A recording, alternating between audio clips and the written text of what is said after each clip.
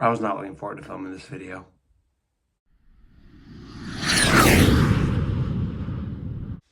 What's up, everybody? Welcome back to the Steelburgh. Steelers lose 20-17 to the Dallas Cowboys on prime time. And oh boy, was this a painful one. Steelers got kicked up and down the field. Score doesn't describe what this game was. I mean, this was the dominant team beating the team that deserved to lose. The Cowboys had over 350 yards passing, another almost 100 yards on the ground. Just a miserable defensive performance by the Steelers, who, by all accounts, had a really good defense up until the last 2 weeks. They had allowed their opponent to less than 10 points a game, and now they've broken that in both the Colts game and the Cowboys game. Maybe it has something to do with the horse theme. But we beat the Broncos, so that can't be it. Anyway, we normally go with the Steelers first, but we're going to start with the Cowboys stats, since I already mentioned those today. Passing, Dak Prescott, 29 for 42 for 352 yards, 2 touchdowns. We did make him throw 2 interceptions, one worse than the other. The one he threw right to Dante Jackson in the end zone. The other one was a beautiful over-the-shoulder pick by JPJ. Rushing, Rico Dowdle led the Cowboys, 20 carries for 87 yards and a 4.3 average. No rushing touchdowns, but he definitely made his presence known. He was pretty much doing whatever he wanted on the ground today. Elliott didn't do much, 6 for 17, and then there were really no other runners. It was really Dowdle who kind of imposed his will on our defense. As for receiving, Jalen Tolbert led the Cowboys in receptions with 7 for 87 yards and the game-winning touchdown. Jake Ferguson had 6 for 70 yards. CeeDee Lamb had 5 for 62, and Kevontae Turpin had 4 for 50. Bunch of other little 1 reception or 2 reception players, but none with any real importance except for Dowdle, who had 2 for 27, but he did have 1 for a touchdown. On to the defensive side of the ball for the Cowboys. Whole bunch of sacks. Justin Fields did not throw a pick. However, there was 1, 2, 3 sacks against us. Which is crazy because they were missing their 2 biggest pass rushers. DeMarcus Lawrence and Micah Parsons did not play in the game on Sunday. However, they still managed to put Justin Fields on the ground 3 times. And it just kind of showed how poorly we played. Our offensive line really could do nothing, and Fields was running all day because of it. And that showed in the Steelers rushing game. If we switch over to the Steelers offense, Najee Harris led the team in rushing, 14 attempts for just 42 yards. Really not showing much of any prowess there on the run game. Justin Fields ran 6 times for 27 yards. He was good, but that's not indicative of our running game. That's just indicative of having a bad O-line, and Fields has to roll out. Speaking of Fields, on to receiving. Fields went 15 for 27 for 131 yards and threw it for 2 touchdowns. Kyle Allen did get in the game for 1 pass after Justin Fields took a nasty hit there, and he was 1 for 1 for 19 yards. I liked what we saw from him, but hopefully we won't have to see that again this year. And then who was catching the balls? Well, Najee Harris had the most yardage with 35 yards receiving. And that about shows how this game went. Jefferson had 3 receptions for 26 yards. Pickens also had 3 for 26. Hayward had 2 for 23. And Freiermuth had 3 for 22. Connor Hayward and Pat Freiermuth had the 2 touchdowns, although I will say Connor Hayward had a worse game than better. He had 2 big drops in crucial moments, one being the deep ball down the field, and the other one being one where he was hit in the chest and the ball was knocked out on a crucial 3rd down play. But he did get one of our touchdowns, so hard to be too mad at his direction. Defensively, not much to show for it. We had 2 sacks on the day. TJ Watt had 1.5, with Herbig having the other half. And we had 2 interceptions. As I said, Dante Jackson and JPJ got the 2 picks on the day. As for special teams, didn't have to do too much. Boswell had 1 field goal from 41. As for the Cowboys, Aubrey went 2 for 3 with long being at 55 yards. The one miss being a block that we achieved. We blocked one of his kicks, which should have been a major point in the game. I mean, and it kind of was. It made them have to score a touchdown at the end to win. But maybe if they had to kick a field goal, maybe we have more time on the clock. It's hard to say, but this game was so painful for a lot of reasons. And the one major point I want to make is at the end of the game. What in the world of football is Tomlin doing at the end of that game? You have 4th and goal from the 5-yard line with about a minute left on the clock. The Cowboys call a timeout. And I think actually there's about 45 seconds left. Cowboys call a timeout to get the defense situated, to get their subs in that they need. We see that, and then we put our defense on the field. Tomlin then calls another timeout, lets the Cowboys see what our formation is, let them change their personnel. So essentially, instead of having the defensive play, and if they score, we have 40-some seconds to come back with 1 timeout. Instead, he puts all his eggs in the defensive basket and says, if you stop and we win, if you don't, we lose. Of course, they score a touchdown and we lose. That is mind-boggling to me. As a coach, are you not trying to give your team the best chance to win that you can? Are you not doing everything in your power to have fail-safes in place so that no matter what happens, you can still win the game? Because from what I saw from Tomlin, he was just taking an unnecessary risk. There was no need to call that timeout there because they just allowed the Cowboys to adjust to our defense rather than having us adjust to their offense. And sure, both teams put their best guys out there, did what they could, and Cowboys beat us. Fine. They scored. They deserve that. But what they don't deserve is to just take away all of our chance to win. Tomlin completely screwed us with that timeout. You call that timeout and you eliminate any chance we may have on that next drive. Fields had like 30 seconds to work with, but he couldn't do shit with it because we didn't have a timeout to spare.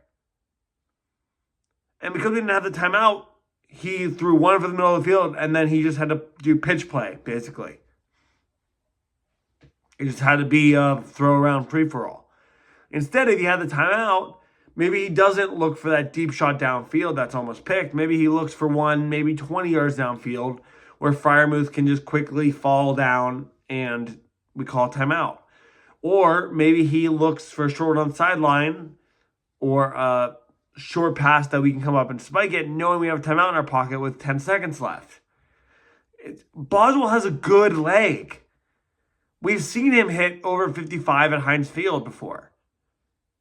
So why in the world are we not trusting our offense? The one thing that has been kind of working today. I mean, we put up 17 points, which I guess is more than we could say last year. We put up 17 points against a good team. Why not trust our offense to get downfield and try and get into range for Boswell? It's mind-boggling to me. It's a bad decision. Oh, well, you could use the timeout to see the defense and rearrange. Yes, but taking the timeout also allows them to get their personnel in that they need to make changes on. If they see we're putting more defensive tackles in, then maybe they're going to put more receivers in the game. If they see we're going for more of a defensive back safety approach where we have more of like a nickel setup, maybe they go for a run play. Like, it's not just an advantage to us calling the timeout. You're giving them a huge bonus there, and you are screwing us over if they score. Dak Prescott is no slouch. He knows how to read a defense. So by showing him the personnel we're putting out there twice, once when they call timeout and once when we call timeout to get our new personnel out there, calling that timeout is not going to help us. It just handicaps us. And it's a large reason, I feel, why we lost that game. It's bad coaching and it's bad time management. Something that Tomlin is far, far too used to. Now, another thing I want to talk about in this video is the receiving issue. There's been a lot of talk, especially on The Fan and other sports radio and analysis sites, that have shown Pickens not showing a ton of effort in his plays. There was one play in particular where he was jogging out on a post route. He came at the defender, and he's just jogging, and he jogged to the open space. Funnily enough, he was still open, but the lack of effort was concerning, and a lot of people on the radio were attributing it to Tomlin doesn't know how to control his players. Once a receiver goes down that path, it's hard to reel him back. And they mentioned someone like Santonio Holmes. They mentioned Mike Wallace, Martavis Bryant, Antonio Brown. All guys who have fallen into that diva category and who have left the team because of it. I don't think we're there yet with George Pickens. I do think he's frustrated because he went from double covered sometimes last year, but pretty much always open, at least a little bit, because Deontay was taking up a lot of the coverage, to, okay, there's no one else good on this team, so everyone's going to double cover George, and he's not getting a lot of targets because of it. And also, Arthur Smith isn't helping the case. He's not really drawing up plays to target George Pickens. But then on the other leg, Pickens isn't really helping his case either. I mean, this is 2 games in a row where he's made a crucial error. One of them being a third down where the ball went right through his hands on the sideline. Last week, the fumble and a drop. This week, he dropped another one. Like, he's not helping his case. But I do agree we need another receiver to help him. I mean, the likes of Calvin Austin, Van Jefferson, and Connor Hayward are not ideal suitors to line up next to him. Hayward's a tight end, even. He shouldn't be lining up next to him. Connor Hayward and Pat Freiermuth are tight ends, but Brandon Johnson, that's your, idea of a good wide receiver, too. Johnson is number 89. If you saw him during the game, he was brought up from the practice squad. He had 1 catch for 9 yards, and I think it didn't say on Google that he rushed for a yard, but I saw him with the ball more than once. Maybe one got called back from a penalty or something, but either way, that's not going to qualify itself as your second wide receiver. I don't know what the hell's happening with Roman Wilson. I don't know where he's been. I mean, they've been saying for weeks that he was practicing in full. The Steelers certainly didn't make it seem like this injury was going to be a career ender. Or, sorry, a season ender, mind you, not career ender. Jeez. Better not be a career ender. His career hasn't even started yet. They didn't make it seem like this was going to be a season-ending injury. That was just going to be maybe week 1 or week 2 he was going to be out. There was thoughts when he was going to be back for week 1 originally. But now he's been out for 5 weeks. We need answers big time. And he has the potential to be that wide receiver too for Pickens and maybe take some of that stress off and maybe allow him to finally put up numbers that are worthy of a 1 receiver. But holy crap, this has been painful, man. I mean, this game was worse than the Colts game, because at least the Colts game we came back and made an effort and pushed forward. But this game, the defense was just putrid all game. I mean, 2 picks, sure. 2 sacks, sure. But when you're allowing 5 third and down conversions in the last drive of the game, oh my God. You're playing to win, guys. You're up 17-14. and you allow third down conversion, third down conversion, third down conversion. There's only so much you can blame the offense for. I mean, holy crap, guys. Like, this game was painful. Absolutely painful. And, yeah, it was a screamer for sure during the game. I think we probably should be 4-1, but it's still early in the season. We're 3-2, still tied for first in our division with the Ravens. So if you told me last year by week 5 would be in first place or tied for it, I'd be happy.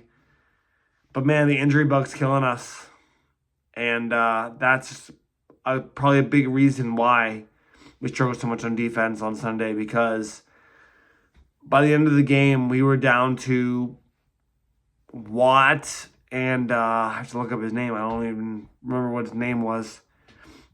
The guy on the other side of Watt. Dean Lowry.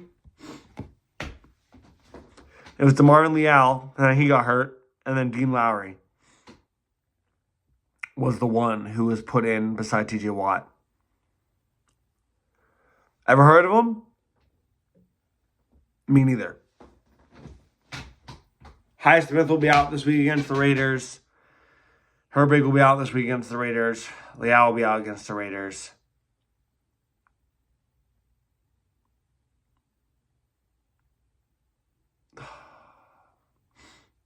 Still have so many injuries. Warren's likely to be out. I mean, this is just turned really bad, guys. Like, we backed ourselves into a corner where we have to get 3-0 these next 3 weeks. We have to beat the Raiders, the Jets, and the Giants these next 3 weeks going into a bye. We need to go to the bye 6-2, or else we are in some serious, serious shit. Because the end of our schedule is really, really brutal. And I am absolutely terrified for it. I think that'll do it for this one. Sorry this was a little bit more of a depressing video. It typically is after a loss. Not typically in the best of moods. But glad I still got to come out here, talk to you guys. Give my thoughts on this. And, man, this Raiders game is going to be just the same, isn't it?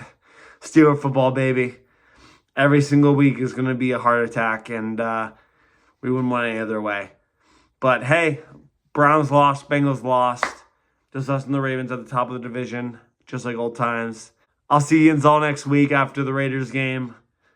Hopefully we're 4-2. Oh, we need to be so badly. This is a must-win game in I almost just said Oakland. In Las Vegas. They haven't been in Oakland for a long time. But I'm going to wrap this one up because I don't know what this will be after editing, but before editing, we had just reached the 20-minute mark, and this is already going to be a long video as it is. So, until next time, have a good evening, morning, afternoon, or night, everybody. Goodbye again. Hopefully, we're going to win next time from the Steelburgh.